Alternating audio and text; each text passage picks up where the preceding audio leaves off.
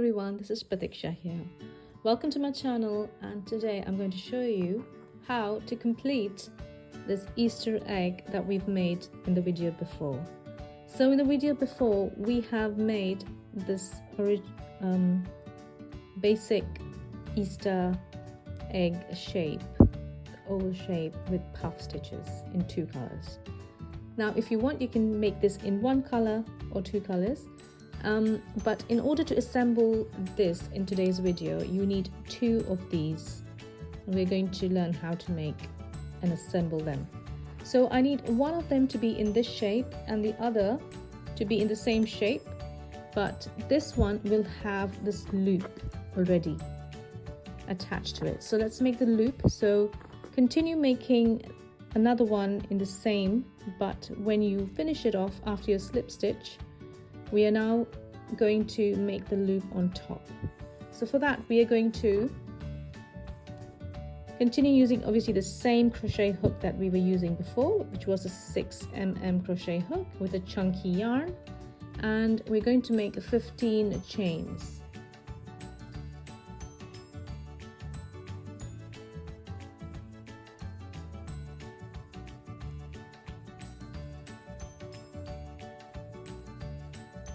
And then we're going to make a slip stitch, but this time the slip stitch is going to be on, not on this side, we're going to go back on this side and make a slip stitch. So we're going to go into this gap here next to it and make a slip stitch in that gap.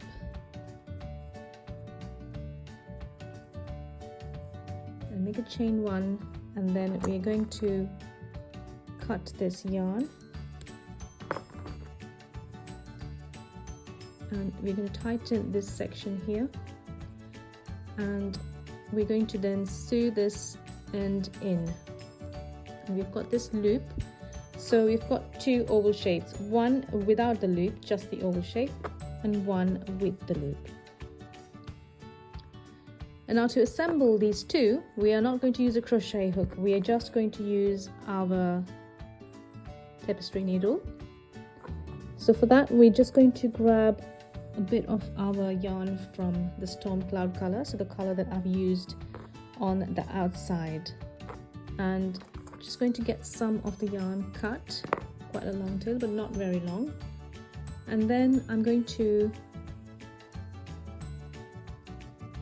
thread my needle and I'm going to stitch this on the sides with this needle. Now in order to do this, we have to first figure out which is our right side and wrong side. So this is our right side and this is our right side here. These are our wrong sides. The wrong sides are going to go in and the right sides are going to be facing on the outside. Now what we're going to do is we're going to leave this top section empty, no stitches, so open. So the 4 puff stitches on the top. So we're going to start from here and end over here. And so this section will be open on both the shapes.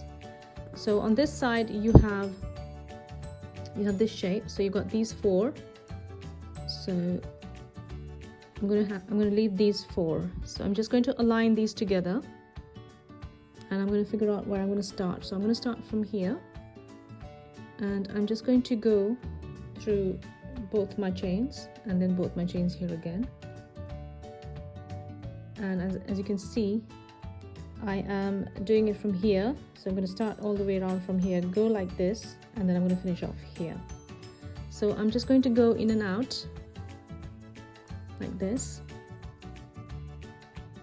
and I'm going to go into these 2 chains, next 2 chains, and again the next 2 chains. So I'm going to do through both the layers.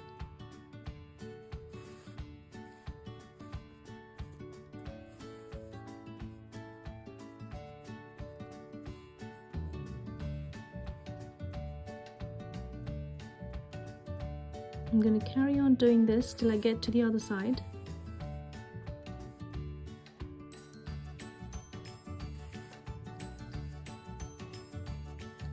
If the tail is too long, then it's not going to be very easy, so just have to be enough yarn that we will need to complete this section, and we don't need that much because we're just going in and out to do this. And I'm just going through both the layers, and I'm going through just under the chain, and that's how I'm completing it.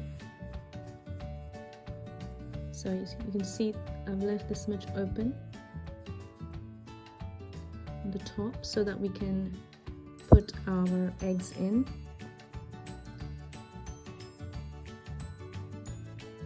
So I'm going to carry on doing this hand sewing till I get to the end of my row.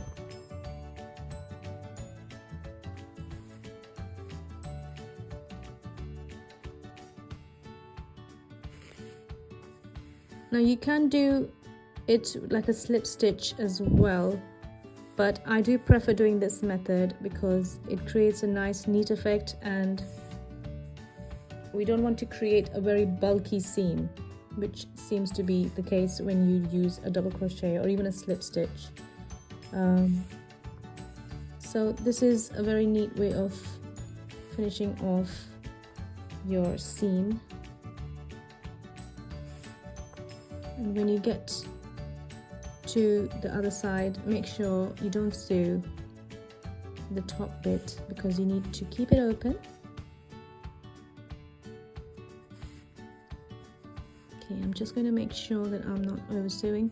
So yes, I've still got these 4 here, so I'm going to go until here. So I'm still over here, so I need to stitch till over here till I get to this space. So I'm just going to carry on a few more stitches and then I'll be done.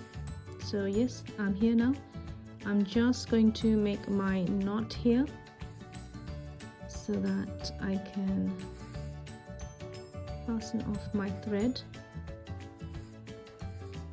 And so I've just made my knot, and I'm just going to at the same time sew my ends in by just going in to this gaps. I'll just go in a few times, 2-3 times, and then I'll cut my yarn off.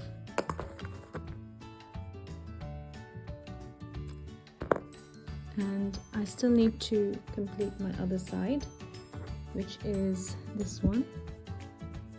So I'm just going to go and sew this in as well.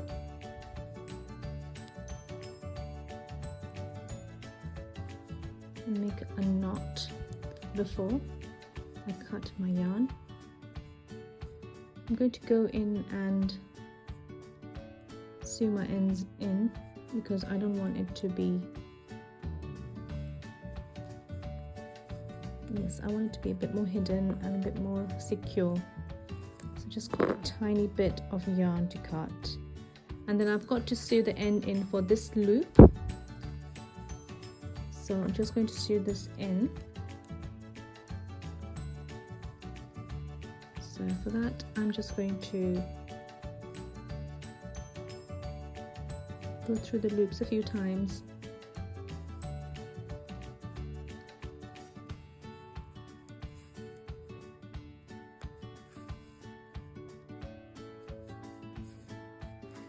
And then I can cut it off. So now I've got my sides ready, and I've got my loop is ready, and I've got a good size opening. I can easily slide the eggs through here, and I want to fasten. I just go through this middle space here and I pull it through to close.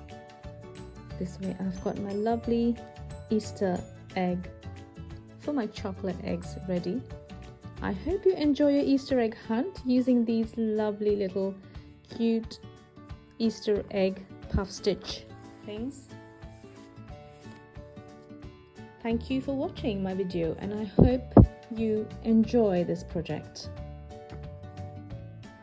Please give my video a like if it is very useful to you, and please follow my channel, and don't forget to press the bell button if you wanted to get a notification every time I get new videos out.